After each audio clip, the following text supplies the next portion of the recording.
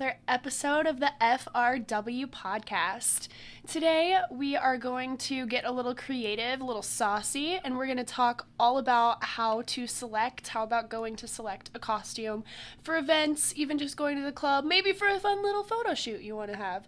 And then Alyssa will go in to talk about her process in determining what the models wear for their specific shoots. So, Alyssa, as far as building around a character theme, what do you think are some of the really fun, broader, or maybe more specific themes to build around? Well, it definitely depends on each person. You know, some people are really girly and they want to go like princess, fairy, mermaids, are super popular. We used to get a lot of those, a lot of like Native American themes, flower, rhinestone, that kind of stuff. So it kind of depends on who you are. Some people want to go more on like that dark, like sexy, ominous type thing, exactly. So really just like knowing who you are and what kind of theme that you're excited about helps build that costume and make it even more exciting when it comes to life. I personally, when I was doing like themed costumes for Mike and I, it was always like couples themes and how can we like be the cutest couple out there, how can we like play off each other in our designs and our costumes and stuff. I just want to interject about your themes. What was that one that you guys did that you looked like weird chief like Aztec looking things? Do you know what I'm talking about? Our voodoo ones. Yeah, that was actually the last like real like costume that we did. That was Halloween 2000. When was that, Mike? 16? 16. Is that right? Wow. No, I think it was 15. We don't have fun anymore. I think it was 2015 actually was like no, our... it was 16. No, because we did... Who knows? It was like a long time ago. No, it was 15. Yeah. It was 15? Yeah. It was 15. And I made that headpiece actually we were working, the day before. We were working with dogs in 16. Yeah, we were doing festivals. We did 3 festivals. Yeah. The same night? No, festivals? we did 2 for Halloween that year. We did 3 on New Year's that year. Was it freak night? Yeah. And I didn't have my driver's license? A different story. We're I'm just talking going to about tell costume. you real quick. I'll tell you real quick. Okay. I didn't have my driver's license and I needed to pick up a rental car. Oh, Mike. And the festival started in like 6 hours and I had to set the booth up. It was brutal. What did you do? It started the next day. I wouldn't have flown you up there the same day. Bribe the guy? Look, man, I swear I'm licensed. Just give me the car. They don't care. Like, even if you have a copy of your driver's license, a photo, it's like you have to have the actual license. More on that episode 12. Yeah. Anyways, the voodoo was definitely my favorite. We went all out for that. I painted Mike's face and... Yeah, I saw that. That was really elaborate. The headpiece was like probably 3 feet long, the feathers that were on there, so... That was something I actually sketched out and made like the week of, because at that point I was just doing custom stuff, and so I was making everyone else's outfits up until like the morning of, and then I had to throw all my stuff, our stuff together. I actually think I even made Mike's stuff that year before mine. I think I designed mine though. You did design yours and I designed mine. Which is interesting because I would never design my outfit. I just rely on Alyssa. Yeah. But I had this... You had a vision? I had a vision we were literally really come into to that me. Theme. We were super excited. I was like, this needs to happen this way. You guys even had a FRW like staff. Yeah, we made like a little totem with a skeleton head, and we burned into the wood Freedom Rave wear. That's so cool. We still have it. We do still have it. It's at the house. I should bring it in here. I don't know about you guys, but for raves at least, when I'm like thinking of a theme, my best ideas come to me when I'm trying to fall asleep at night, and I like shoot out of bed and like, oh, this is gonna be so good. Let me just like at start least you doing get this. up. I used to like. I've always been like laying there and all these designs and ideas come to my head and I'm like, I'll remember those in the morning. And you never do. They're gone. Yeah. So bad. So I used to keep a sketch pad by my bed, but I just like, I don't know, it was too much. I was like, it'll come back to me. If it was meant to be, it'll circle back around. Exactly. What I've really been seeing a lot, obviously with the uproar of like Rick and Morty and stuff, when people with their rave squad go with like a theme of a cartoon. Like I've seen Rugrats, I've seen Scooby-Doo. Like I think that is so much fun when people do that.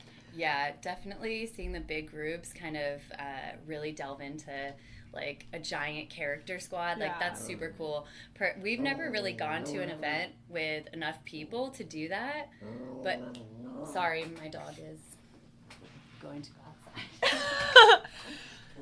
Stand by technical doggo difficulties. When you're a dog owner, he gets in the way.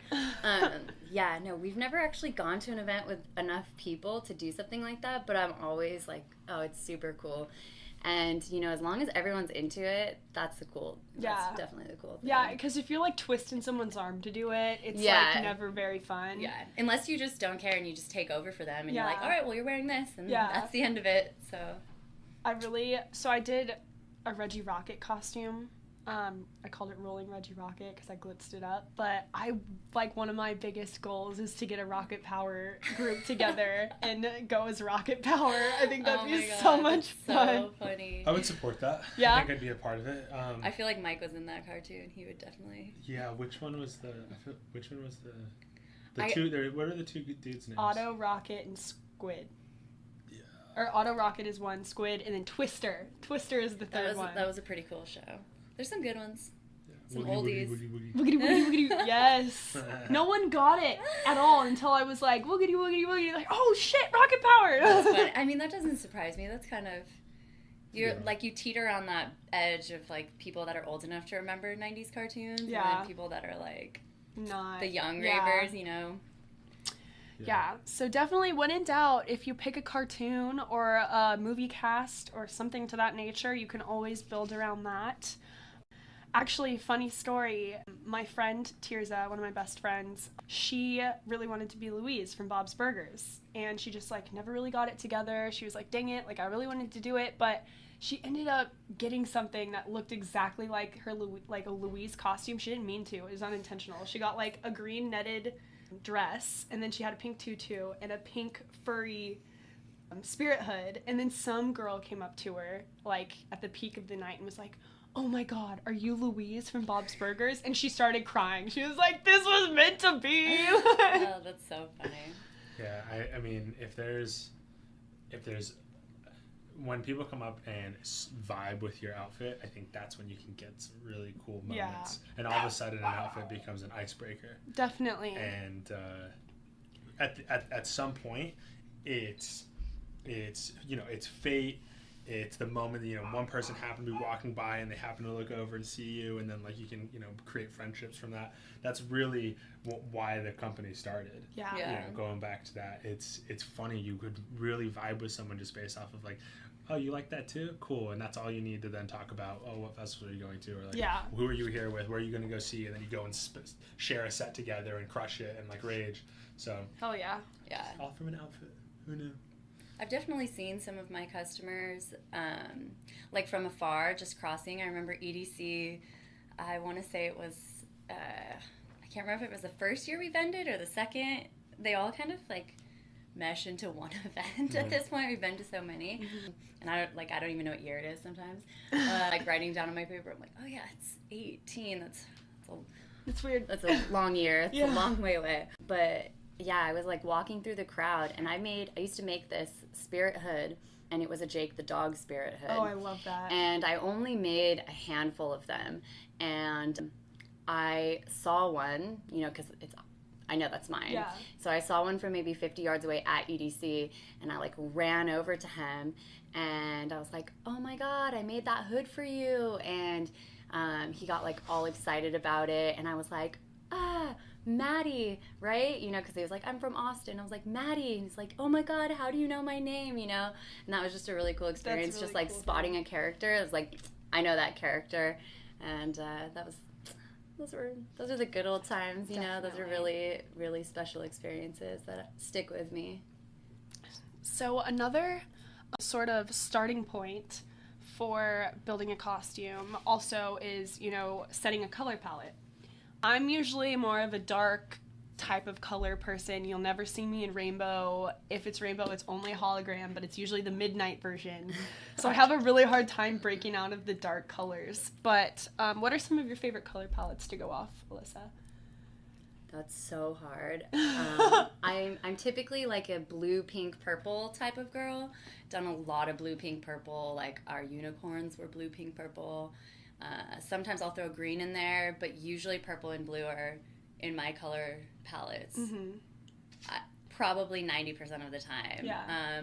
Every now and then I'll do a black, or like a white, but I'm very into those colors. Yeah, pink, blue, purple, I've noticed green that. are kind of like, that's like what I like to wear. I've noticed that you're also very matchy. You really have to have all of your pieces matchy. It's horrible. We're kind of yin and yang in that way because I like it to just not make a whole lot of sense. Like I'll have stripes with polka dots but it's all dark. So we're like, so I'm like total opposite of you. I have always been matchy. Yeah. Ever since I was little. I played softball, like highly competitive softball when I was younger, and my compression, this was pre-pants. Pre-softball pants. Yeah, like like that was shorts, the thing. You wore shorts and compression shorts. Yeah, and socks, and that was just what it was. And so, I mean, as a 9-year-old, my compression shorts had to match something that was on my shirt, which had to match my shorts, which had to match my socks, which had to match my visor. Like, it's who I am. Did you ever get into the sparkly headbands for softball? I missed that phase. I missed that phase yes. too. I had every color sequence there was. Yeah, I didn't have that. I didn't go through that. I did have a girl who I played volleyball with in college who was super into the sequin headbands, and she would call it everyday wear. And we would wear them. Like, love it. Do you want an everyday wear headband? Like, sure, Whit. Let's do it. She was from Kentucky. Super, super fun. Extra. I love it. Yeah. I love it. Also, another avenue you can go off for starting a costume piece would be building off a specific piece. So let's say you found a really cool pair of kaleidoscope goggles and you like want to go a steampunk look, or you get one of iHeartRave's pretty sequency skirts, and then that's like a lot, so maybe you just want to have really simple pieces to accentuate that. What are some of your favorite accessories to build off of, Alyssa? I typically build now off of a fabric.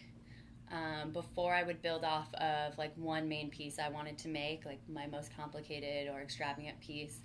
For the voodoo outfit, I built around my headpiece that I had designed. Mm-hmm. For like our unicorns, I built around our, what are those things called? We made big unicorn fur hoods that like lit up and everything. So I built the rest of the outfit around that. But now I usually just have a fabric and I'm like, okay, everything's going to build around this fabric. So before it was more accessory based? Yeah, more like my showpiece. Like, what is my showpiece and how can I build the outfit around my showpiece? I really Which usually included lights and all that kind of stuff too. Yeah, you get all crazy. Yeah, I used to. I used to have time for that. Now. We should really throw back some photos of the old school bras and stuff that you used to make, because it's really funny how much it's changed. Yeah. She spent a lot of time making different outfits for people, and I was always, shocked at how much detail she put into it.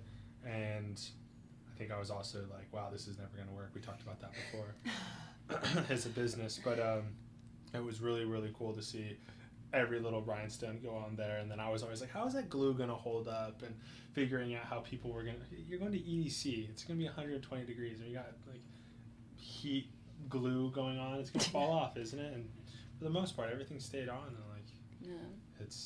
it's just weird to think that how much it's changed. I made in just a couple years. Yeah. I made one bra for a pirate costume, and I made it solely out of things I found around my house. It totally fell apart, but like for the first 6 hours, it was fine. It was just a red Victoria's Secret bra.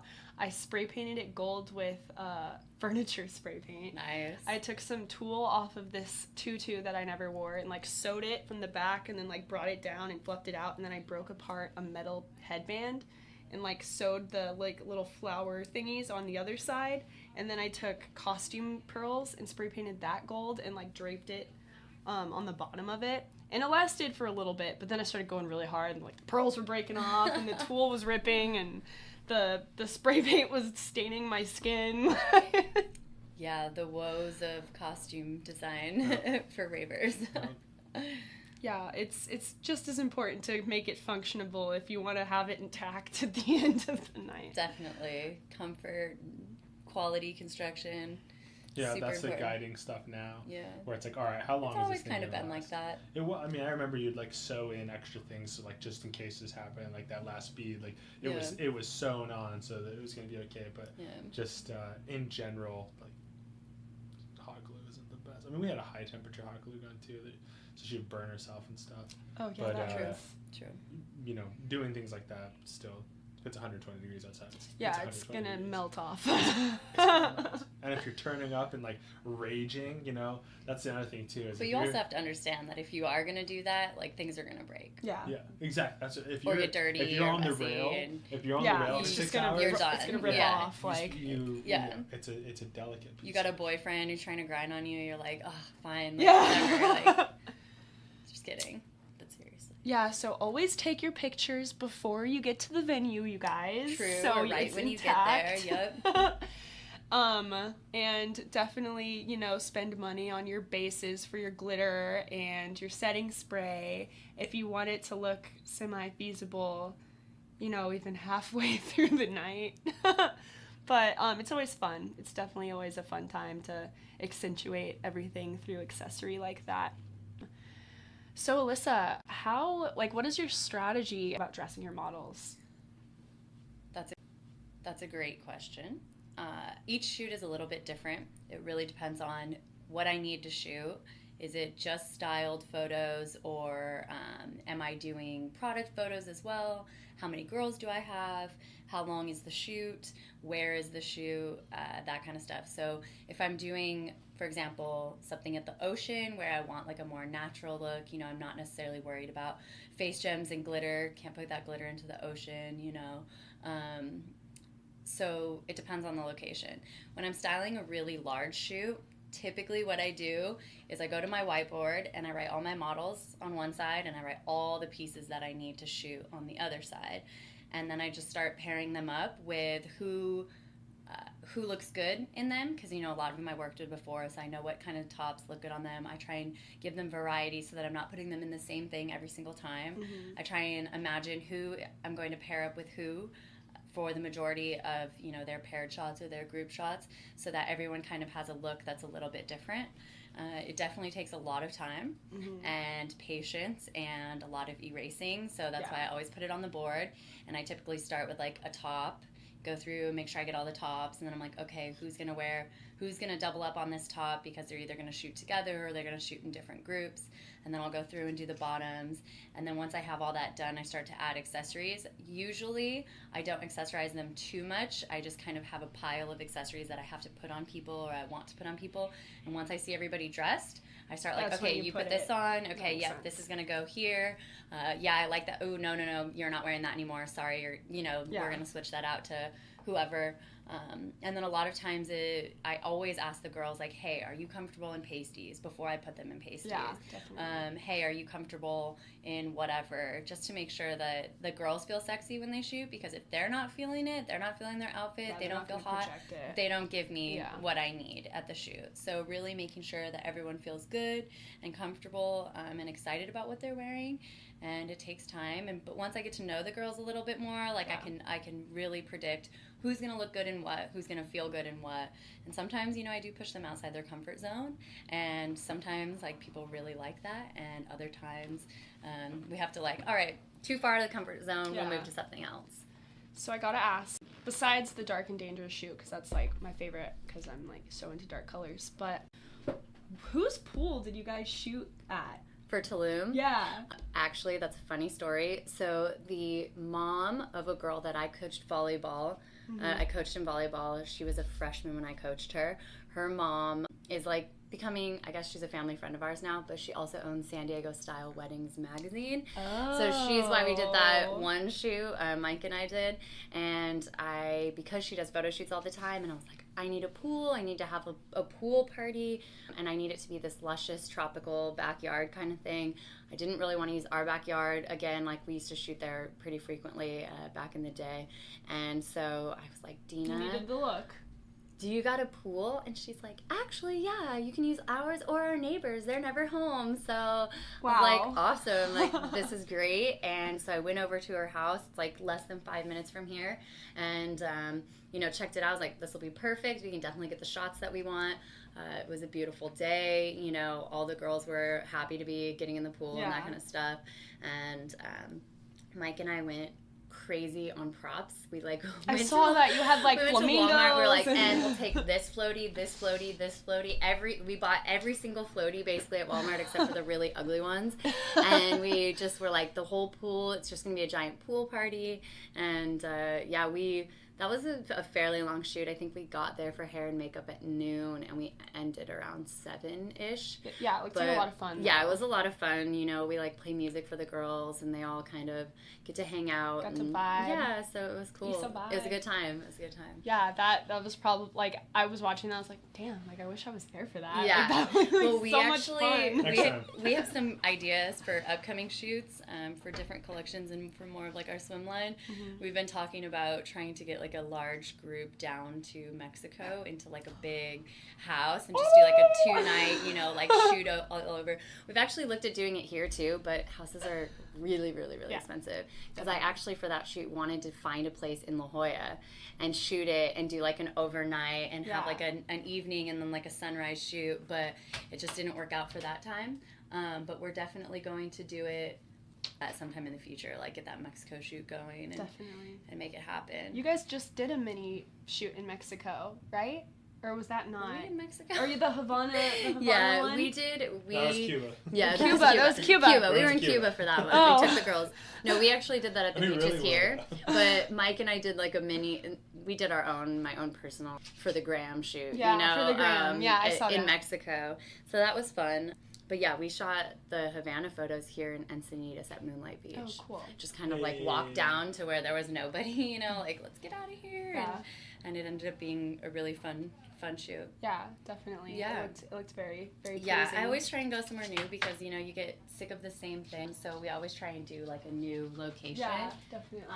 Not just to keep it fresh and exciting, and hopefully soon I'll be able to spend a little bit more time like scouting, like, oh babe, hey, I'm not going to the office today because I'm going to scout Photoshoot location. Have fun, like just bail, you know, like just drive up the coast, find some cool places.